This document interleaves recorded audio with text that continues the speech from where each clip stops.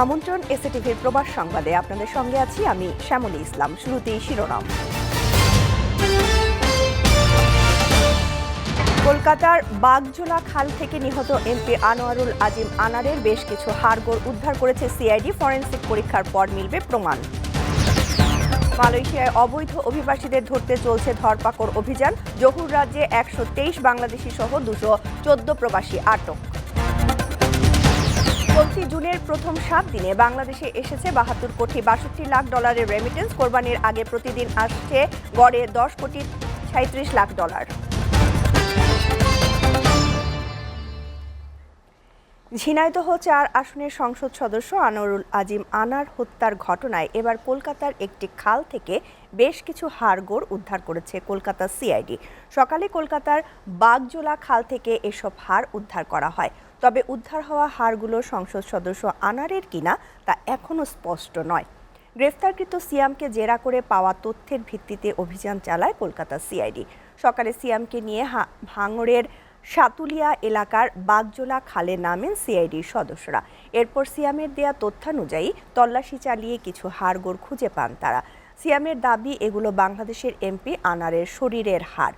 এর আগে গ্রেফতার হওয়া জিয়াদ যেসব জায়গার কথা বলেন তার সঙ্গে সিয়ামের কথার মিল পায়নি সিআইডি। দুইজনই বলছেন ভিন্ন জায়গার কথা। উদ্ধার হওয়া হাড়গোড় ফরেনসিক পরীক্ষার পর ল্যাবে পাঠানো হয়েছে। মালয়েশিয়ায় অবৈধ অভিবাসীদের ধরতে নিয়মিত চলছে ধরপাকড় অভিযান। এরই ধারাবাহিকতায় দেশটির জহুর রাজ্যে অভিযান চালিয়ে ১২৩ বাংলাদেশি সহ মোট ২১৪ জন অভিবাসীকে আটক করেছে জহুর অভিবাসন বিভাগ। শনিবার ইমিগ্রেশনের ডেপুটি ডিরেক্টর জেনারেল জাফরি এমবোক তাহা এই তথ্য নিশ্চিত করেছেন। এমবোক তাহা জানান, প্রথম অভিযানটি চালানো হয় কাম্পুং বোলকোকে। সেখানে বিভাগীয় কর্মীদের গত 2 সপ্তাহের নজরদারির পর ৫৫২ জনের কাগজপত্র যাচাই বাছাই শেষে বিভিন্ন অপরাধের অভিযোগে ৯২ জনকে আটক করা হয়। এ সময় অবৈধ অভিবাসীদের আশ্রয় দেওয়ার অভিযোগে ৬২ বছর বয়সী এক স্থানীয় ব্যক্তিকেও আটক করা হয়। আটককৃতদের মধ্যে ৫৩ জন বাংলাদেশি ছাড়াও চীনের ৩০ জন, ভারতের 4 জন, ইন্দোনেশিয়ার 4 জন ও পাকিস্তানের 1 জন রয়েছেন। আটককৃতদের সবার বয়স 20 থেকে 40 বছরের মধ্যে। অন্যদিকে জোহর বারুর ডাঙ্গা সিটি মলের কাছে একটি শ্রমিক বসতিতে স্থানীয় দ্বিতীয় অভিযানটি পরিচালনা করা হয়। সেখানে ৭২৫ জনের কাগজপত্র যাচাই বাছাই শেষে ১২২ জনকে বিভিন্ন অভিবাসন অপরাধের জন্য আটক করা হয়। আটককৃতদের মধ্যে বাংলাদেশের ৭০ জন, ইন্দোনেশিয়ার ৩১ জন, মিয়ানমারের ২০ জন এবং পাকিস্তানের 1 জন রয়েছেন।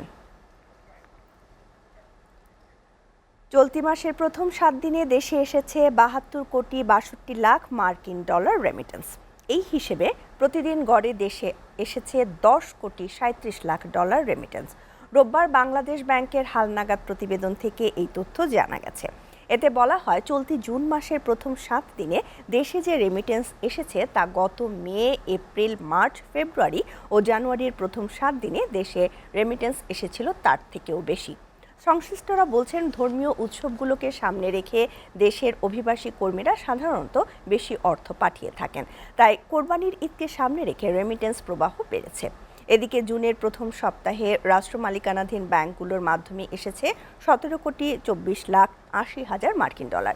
এছাড়া বিশেষায়িত ব্যাংকের মাধ্যমে ১ কোটি ৯০ হাজার ডলার, বেসরকারি ব্যাংকের মাধ্যমে ৭১ কোটি ৫৪ লাখ ১৩ হাজার ডলার ও বিদেশি খাতের ব্যাংকগুলোর মাধ্যমে এসেছে ২৪ লাখ ২০ হাজার ডলার রেমিটেন্স।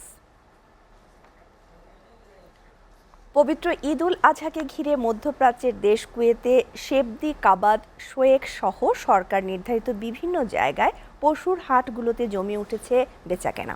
কুয়েতি নাগরিকদের পাশাপাশি বিভিন্ন দেশের প্রবাসীরাও কিনতে শুরু করেছেন পছন্দের পশু। কেউ দুম্বা, কেউ গরু, কেউ বা ছাগল কিনছেন। তবে দুম্বার চাহিদা সবচাইতে বেশি। এখানকার অধিকাংশ পশু বিভিন্ন দেশ থেকে আমদানি করা হয়। সোমালিয়া, ইথিওপিয়া, মিশর, তুরস্ক, অস্ট্রেলিয়া, সৌদি আরব, ইয়েমেন সহ বিভিন্ন দেশ থেকে আমদানি করা হয়। স্থানীয়ভাবেও বিভিন্ন খামারের পশু পালন করা হয়। তবে ঈদকে ঘিরে কয়েক গুণ বেড়ে যায় পশু আমদানি। কয়েকজন প্রবাসী বাংলাদেশিরা জানান, অন্যবারের তুলনায় এবার কোরবানির পশুর দাম কিছুটা বেশি, তাই ক্রেতার সংখ্যা এখনও কম। তবে ঈদের আগের দিন এটা খুব জমজমাট হয়ে উঠবে।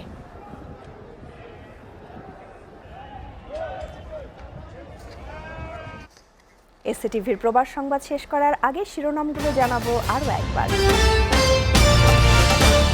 কলকাতার বাগজোলা খাল থেকে নিহত এমপি আনোয়ারুল আজিম আনারের বেশ কিছু হাড়গোড় উদ্ধার করেছে সিআইডি। ফরেনসিক পরীক্ষার পর মিলবে প্রমাণ। মালয়েশিয়ায় অবৈধ অভিবাসীদের ধরতে চলছে ধরপাকড় অভিযান। জহুর রাজ্যে 123 বাংলাদেশি সহ 214 প্রবাসী আটক। চলতি জুনের প্রথম 7 দিনে বাংলাদেশে এসেছে 72 কোটি 62 লাখ ডলারের রেমিটেন্স। কোরবানির আগে প্রতিদিন আসছে গড়ে 10 কোটি 37 লাখ ডলার।